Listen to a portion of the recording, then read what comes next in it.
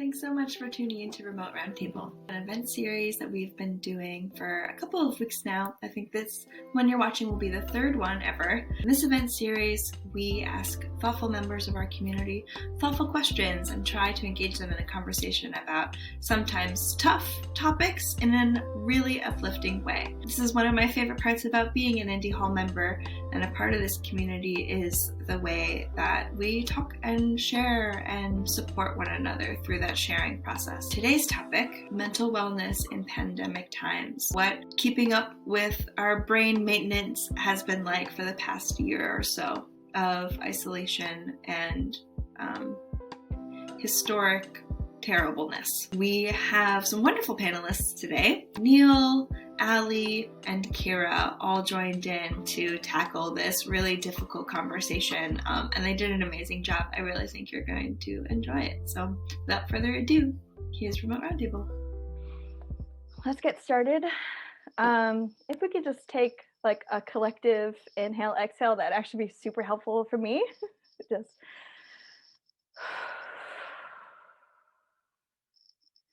yes, nice. We're gonna go around name and pronouns, and I actually have an additional prompt for you today. Tell me how you're actually doing. Tell me how you are in this moment, and then double challenge. Don't invalidate yourself with the gratitude sucker punch of it's not that bad, I can handle it, everybody has it worse. Like, don't do that. So yeah, I'll go first. Anea, you could use she or they both work perfectly fine. And I am doing pretty bad. It's been a very long year. I feel like I've spent most of it feeling terrible, some of it feeling fine, and I feel like a cumulative couple of hours feeling good or anything better than good. So that's where I'm at today. I'm Allie Harcharek. I use they, them pronouns, and sometimes she, given the context. That's also fine too. I am also doing pretty bad. I'd say it's a roller coaster. There's like my personal wellness is good. I'm doing the absolute best that I can to take care of myself and my kids, but my circumstances are terrible, and they've been terrible for over a year, just like relentlessly bad. So it's really hit and miss, like day to day, and hour by hour. I will start out my day feeling really good, and then something will happen that I'll have to tackle, and that's sort of like every single day. But I'm really happy to be here and so excited to like talk because I love talking about mental health. I am Neil Bardhan. I use he, him, and my word for the day that I just came up with is glitchy, like a JPEG downloaded badly, and that's mentally and physically, and emotionally too, I suppose. We're recording this the day after like daylight savings time starts, and like I have weird sleep habits already, and then somehow that still has an impact. So who knows where my mind will go today. That's all. So I'm Kira McLean. I use she, her pronouns. I write software for a living. And I'm doing okay.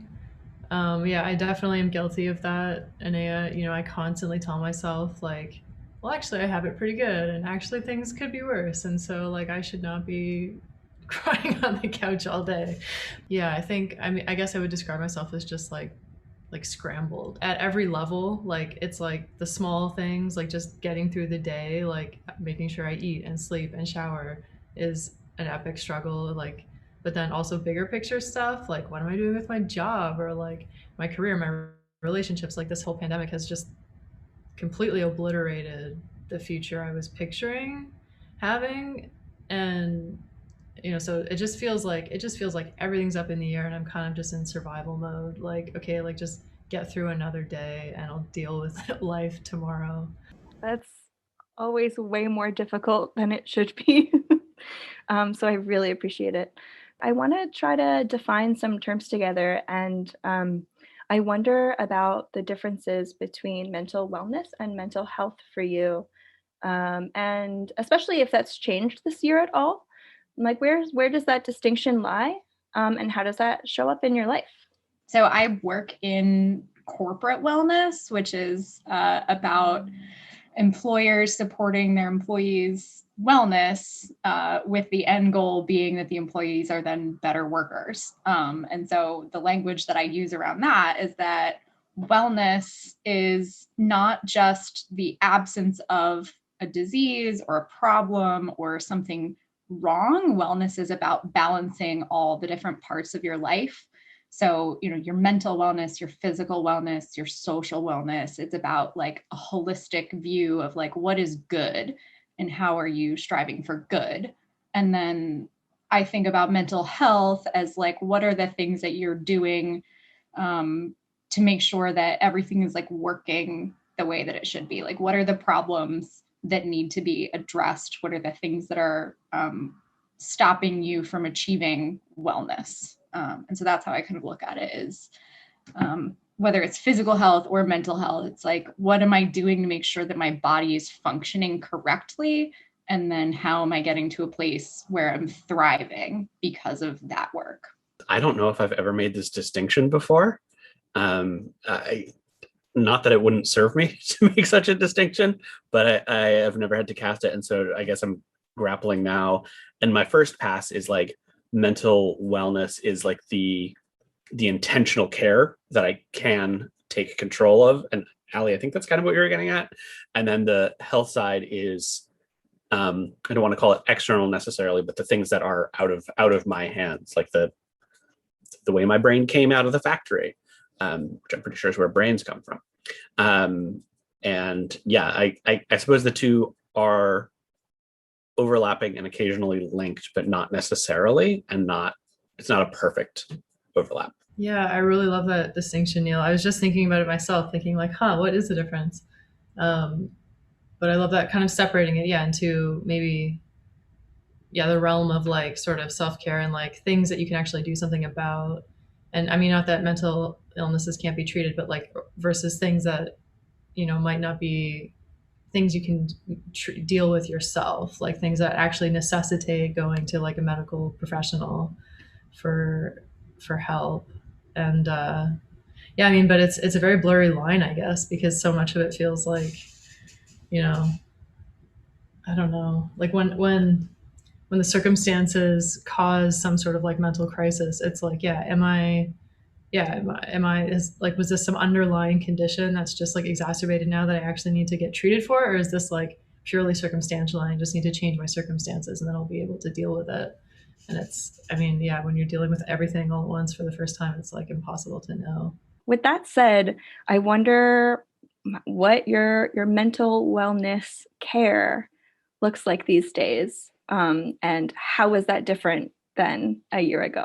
One thing that comes to mind for me is putting a lot more effort into like relationships and keeping in touch with people.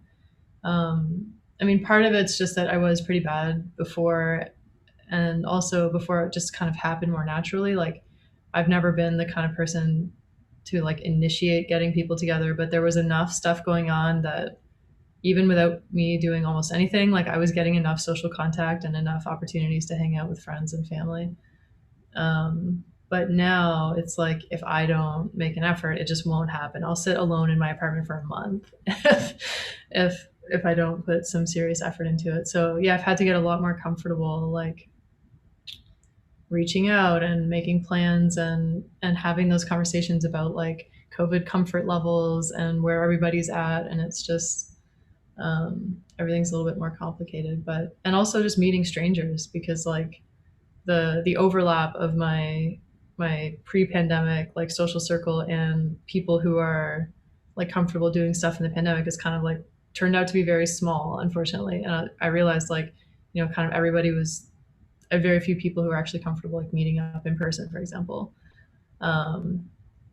So yeah, I eventually at a certain point I was like, okay, I guess I just have to go like start introducing myself to strangers. And that's how I found Indie Hall, and then kind of met some of my neighbors. So it's been, on the whole, it's been great, but it's one of those things that's just like, I never would have expected things to go this way.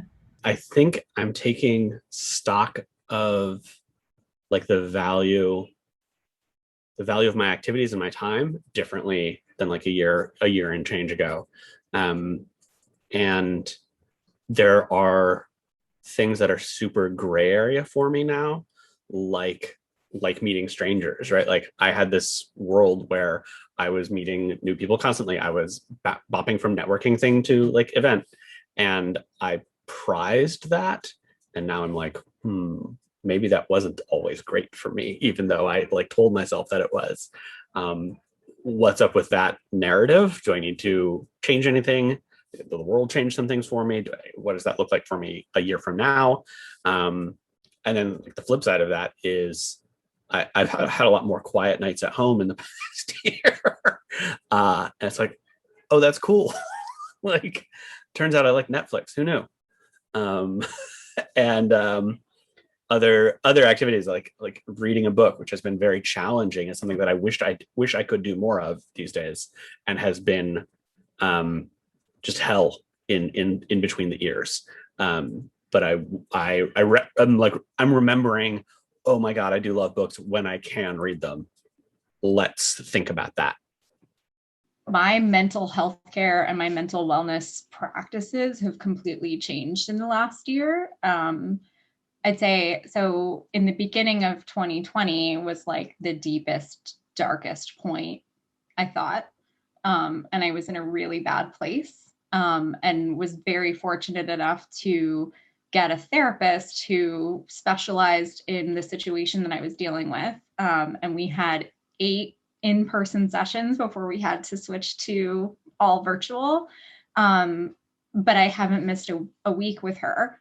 And so it's, this entire year has been about building up that practice and, really doing the work in those sessions. And then, everything else I have done has tried to support that, and getting away from this really toxic place. But I think to me, the pandemic and my mental health and removing myself from a toxic situation are always going to be linked in my mind. So when I think about, the pandemic, I can only think about like crisis, trauma, and then taking care of myself and like everything I'm doing to make sure that I survived that situation.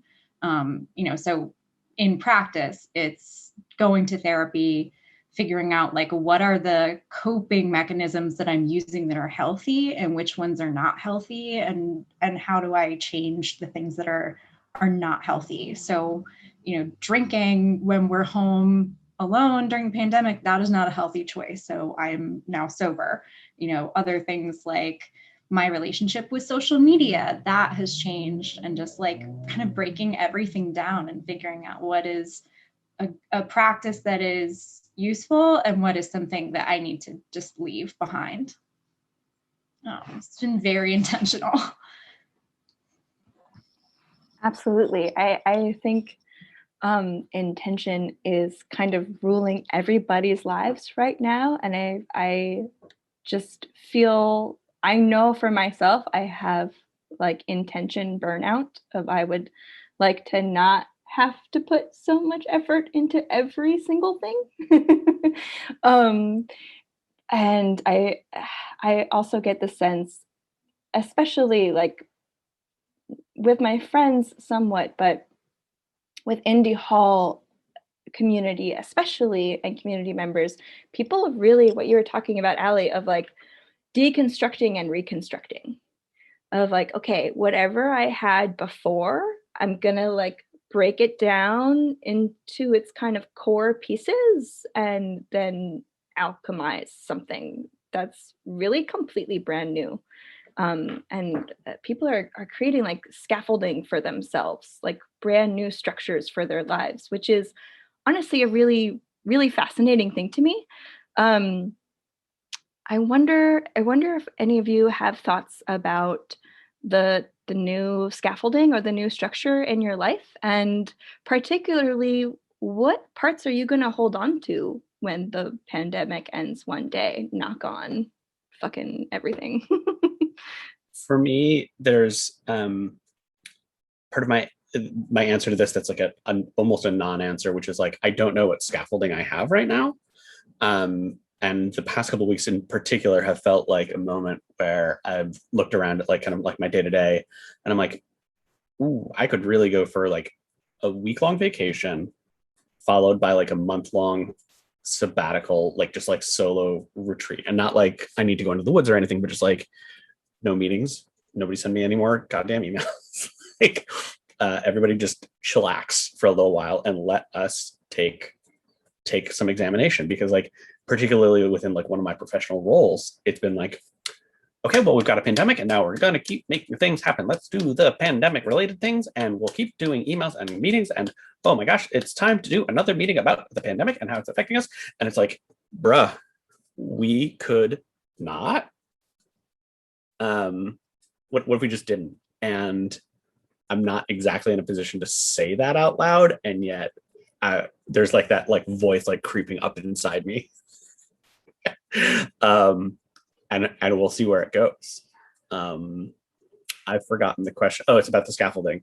I think one of the things that actually I've come to think about is like, not only did I move into my home office, which pre-existed before 2020, but I also am part of an organization that has decided to cancel a lease during this time and does not have plans to reopen. So like there's this decision that I'm going to make at some point. It's not today, it's not tomorrow, it's probably June, September, about what do my days look like when I'm like going to the office, but it's really coming downstairs again. And yet I still have the opportunity to like go to an indie hall, go to a coffee shop, whatever that is. All this to say, I don't think I'm equipped to work on my scaffolding right now. Yeah. My scaffolding is entirely built around the family that I'm building with my kids.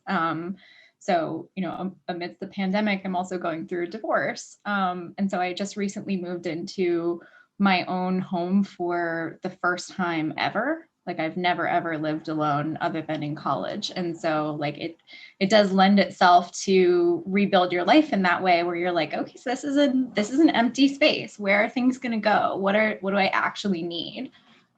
So I have found that like the things that I used to devote so much time and energy into, I just don't care about anymore. And I don't really see myself having that be a part of my life anymore. Like I did tons of networking events, just like Neil. I was really involved in a lot of different event planning and things around the city. And some of those were important. And some of those were like, why did I spend so much time on this? And so being at home and being with my kids, I'm like, okay, so this is our family unit. This is our structure. This is our schedule. These are the things that are important to us. Who else gets to be in this bubble? Who are the friends and supporters and people who get to be involved in our lives? And then how am I going to spend the like very, very precious little time that I have?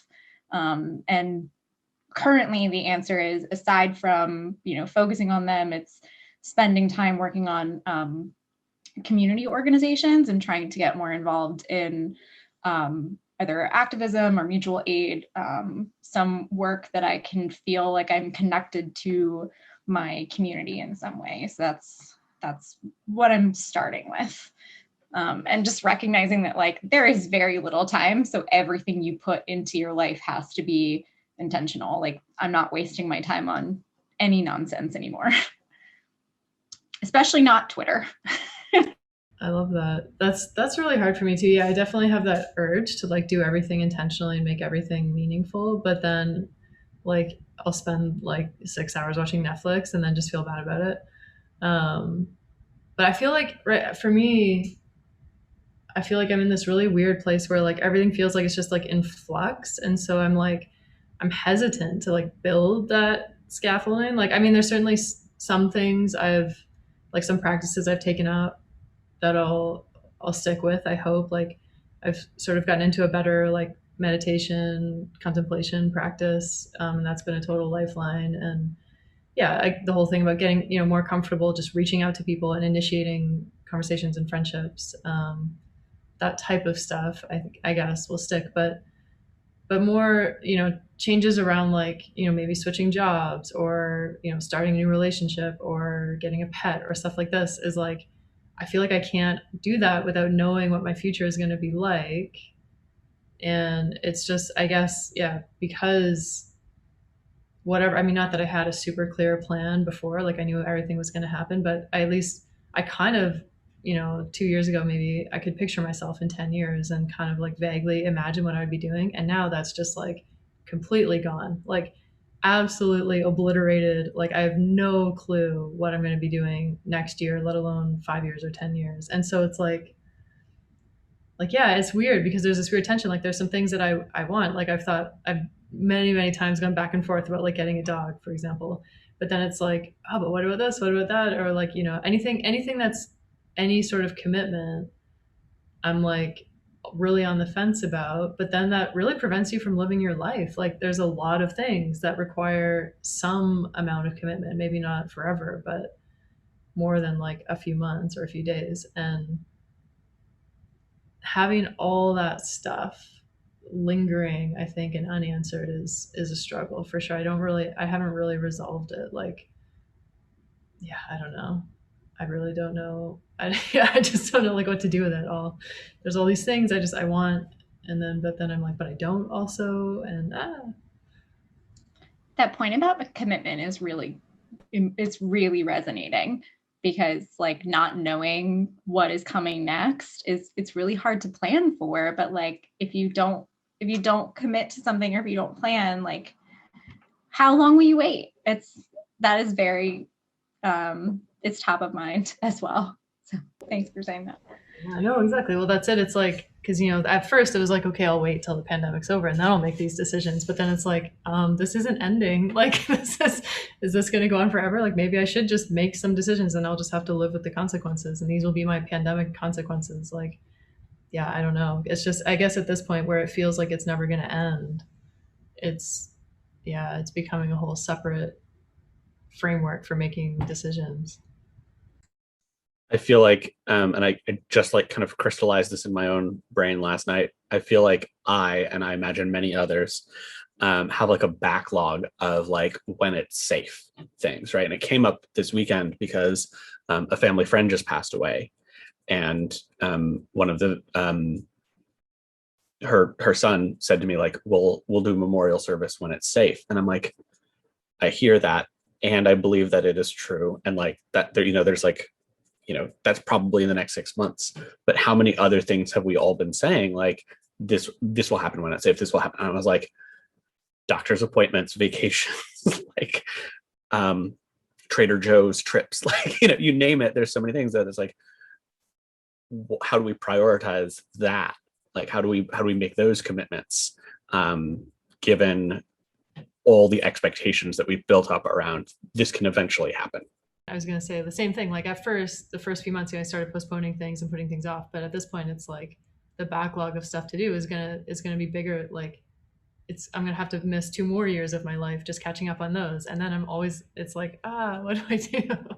Let's talk about things that we miss, even if we're not sure we really want them back on the other side. Let's just take a moment and do a little wish and a prayer for the things that seem pretty far away and unattainable right now. I miss my friends, and I miss being able to give and receive support the way that we normally would. It feels terrible not to be able to just drive to my friend's house and hug them and help them when they're, dealing with really bad news, or ask for help in my times of need. I've gotten lots of help, but not being able to have people like come to me is really hard. I miss that more than anything. Like at some point during the pandemic, I wrote down this whole list of like things to grieve.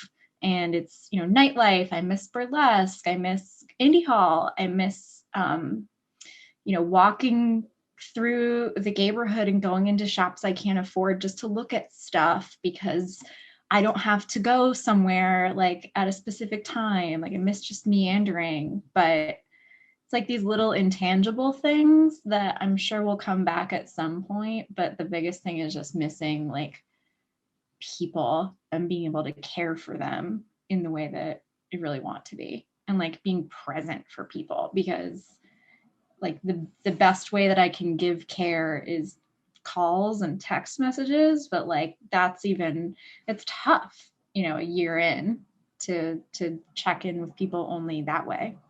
I miss riding the bus, which has a lot of layers to it, as you might imagine. I mean, one of them is like going a place, right? There's just that. Another is like bus riding for me became like at different times, like it's time to listen to music, it's time to listen to a podcast, it's time to do my 3-minute you're commuting meditation. It's also just a reminder of like that, like we live in a city with other people like who live different lives than like who we know.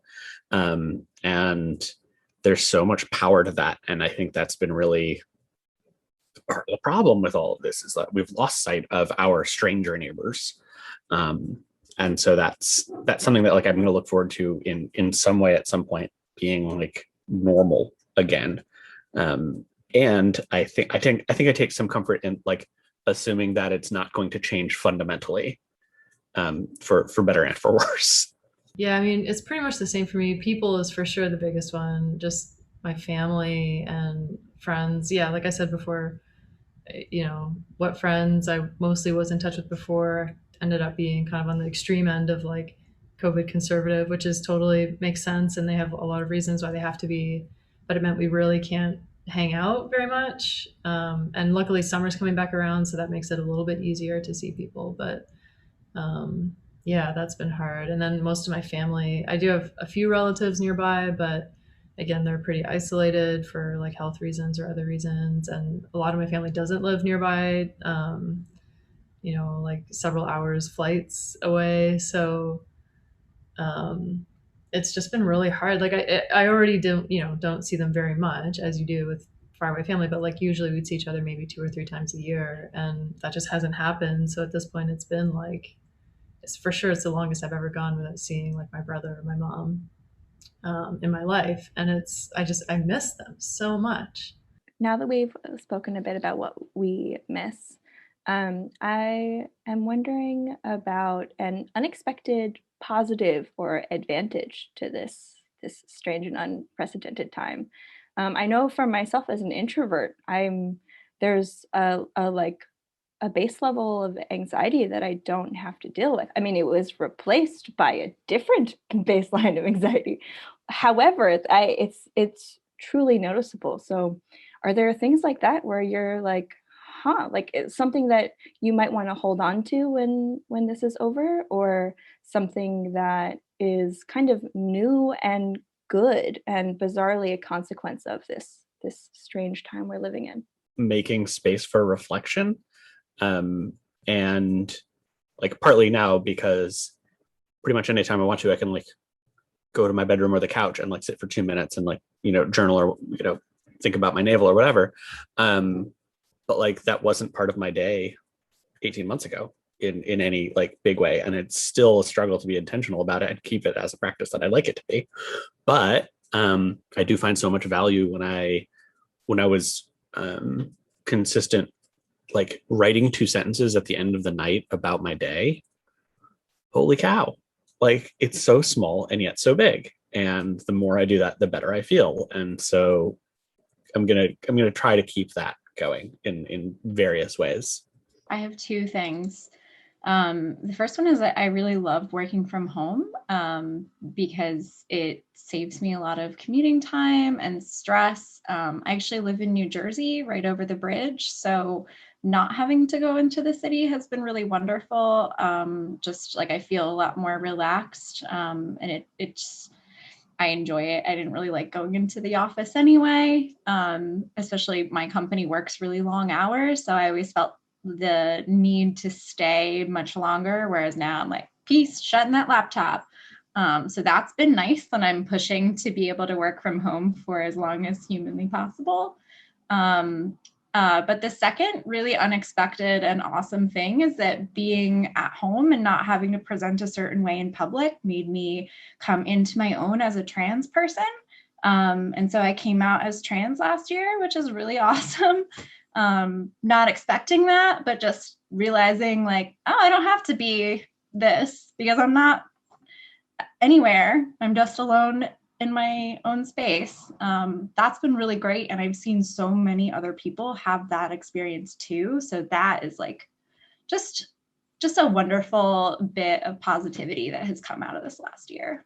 I think for me, one thing is the sort of remote keeping in touch with people. I already was pretty comfortable. Like I work as a software developer and I've been working remotely for many years. So I'm already kind of used to like doing everything on my computer and interacting with people. But before the pandemic, it was kind of weird to suggest to a friend like, hey, want to hang out on video? Like I have one of my best friends is in Michigan and we do that all the time, but he's also a software developer. So it's like kind of second nature to us, but it's become a lot less weird to like message my friends in other cities and say, you know, do you want to hang out on Zoom? Everybody knows what Zoom is now, first of all. And yeah, I kind of hope that sticks because it's been, you know, that's I guess just like part of adulthood is like people come and go, and most of the time it's because there's like a job or a commitment in another city and they have to leave, and then you kind of just drift apart. But it's become a lot easier to keep in touch with those people and a lot more just sort of normal, I guess, to, you know, nobody thinks you're a total weirdo anymore if you suggest like, let's hang out on Zoom. So that's been nice. And yeah, Allie, I think that's really cool. I feel a similar type of like growing into just being comfortable with myself. Like just, I guess maybe it's related to just like working on surviving. At this point, it's like, okay, like I've discovered what kind of stuff I was just doing for other people versus what I do for myself. Like now that there are no other people in my life anymore, it's like all of a sudden it's, you know, it's been like a mixed blessing. But yeah, sort of learning the hard way, I guess, what I actually care about, which are like the things that I still do, even though there's no one else around. So yeah, I mean, it's not an ideal way to have to learn that stuff, but I'm glad I did. I love that quote. That sort of sums up a lot of the growth from this last year. Not ideal, but good.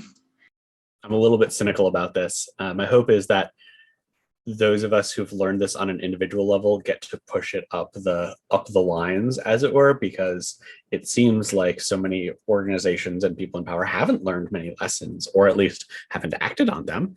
And what the hell's up with that? I was listening to a podcast earlier about higher ed, and one of the speakers was saying like, yeah, I don't think anything's going to change. Like this was 1 year. This was a blip in these institutions. There will be probably no lessons learned by higher ed institutions. It's like, no, you got to be kidding me. Because my friends have all learned something. We've learned something as like, you know, flexible organizations and interesting individuals. But if the big folks can't learn, yikes.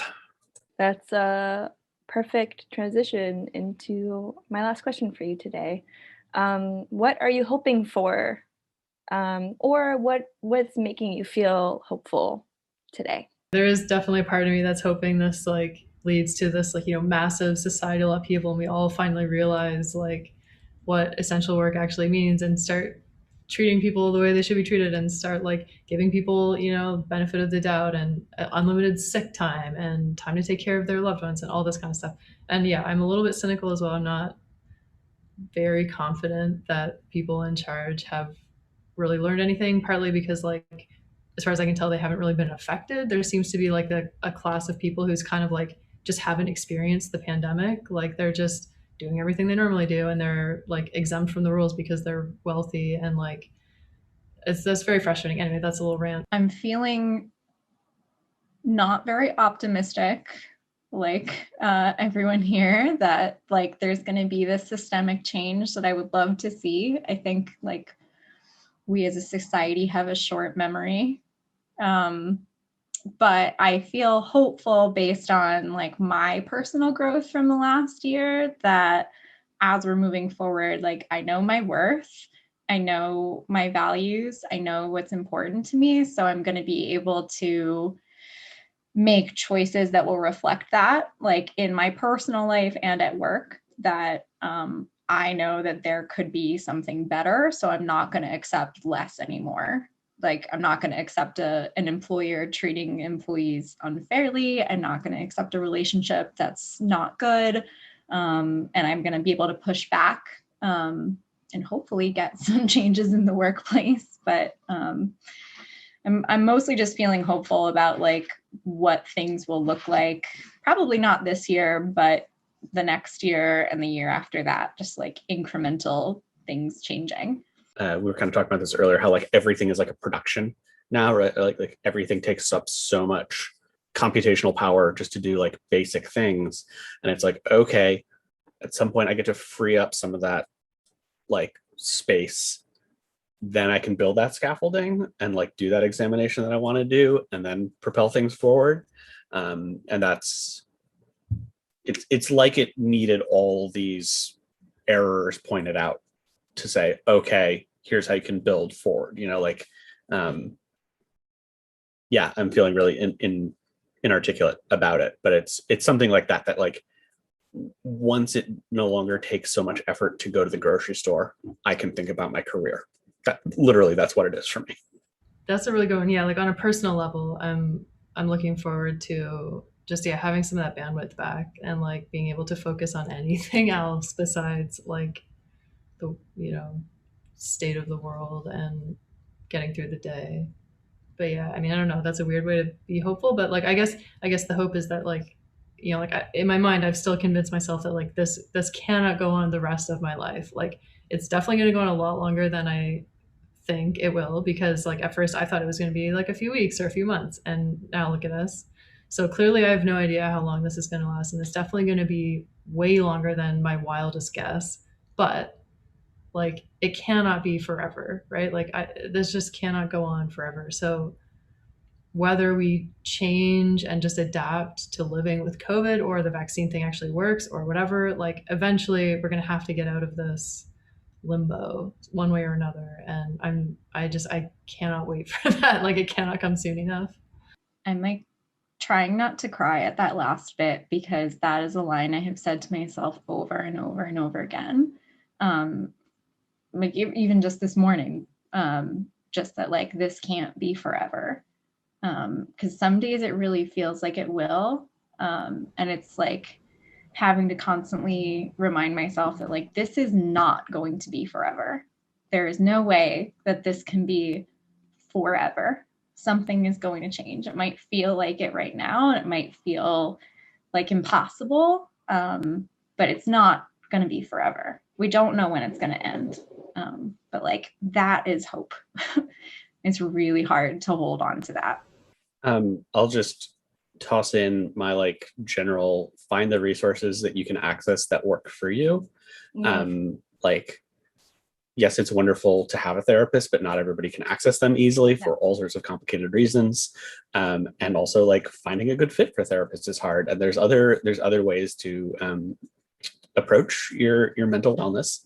And there are so many different systems out there. And I think that's another thing that's kind of come out of all of this, is like the beauty of telehealth and of support networks of different sorts. And so some things are going to be very, very individual. And that's been a reminder to me all through this, is like, I don't need the thing necessarily that works for my best friend. I need the thing that works for me.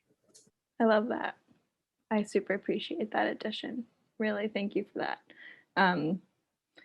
I hope it starts becoming commonplace. There's something called a Quaker knock. So Quakers have this concept of consensus, and a way to kind of non-verbally be like, yes, I am in consensus, is to do this. And I think it's kind of perfect for Zoom. So just giving you a hearty absolutely. All I have left to say is thank you so much for being a part of this with me. And it was so excellent to talk to each and every one of you. And I'm so grateful for your vulnerability and what you brought today, and for being present and sticking through this. So that was the roundtable. Again, a huge thank you to Neil and Kira and Allie for being a part of that and sticking through that tricky subject with so much grace and vulnerability. It was an incredible conversation, and I'm so happy to be able to share it with you all. If you're interested in coming to a live event where we stream a recording just like this one and continue the conversation with everybody who comes with fun and interesting questions, check out indiehall.org/events, where you can find all of our upcoming remote roundtables and all of the rest of our public events. Of course, if you're interested in membership, you can go to indiehall.org. We'd be happy to give you a tour of our online community anytime. As always, you can email team@indiehall.org if you have any questions about events, membership, or basically anything. Thank you so much for watching.